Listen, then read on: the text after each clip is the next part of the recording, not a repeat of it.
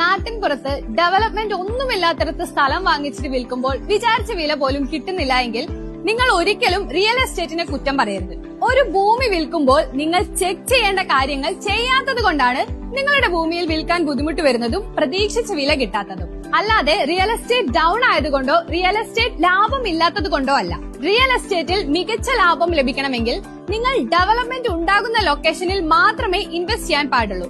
അല്ലാതെ നിങ്ങളുടെ friends and family പറയുന്നത് കേട്ട് ഇമോഷണലി വീടിന്റെ തൊട്ടടുത്ത ലാൻഡ് വാങ്ങിയാൽ പെട്ടെന്നൊരു ആവശ്യത്തിന് വിൽക്കേണ്ടി വന്നാൽ നമ്മൾ വാങ്ങിയ വിലയോ ലാഭമോ ലഭിക്കണമെന്നില്ല. അപ്പോൾ ഇനി പ്രോപ്പർട്ടി വാങ്ങുമ്പോൾ വെറും ഡോക്യുമെന്റ്സ് മാത്രം പരിശോധിച്ചാൽ പോരാ, ഭാവിയിൽ വരാൻ പോകുന്ന ഡെവലപ്മെന്റ് കൂടി നോക്കണം.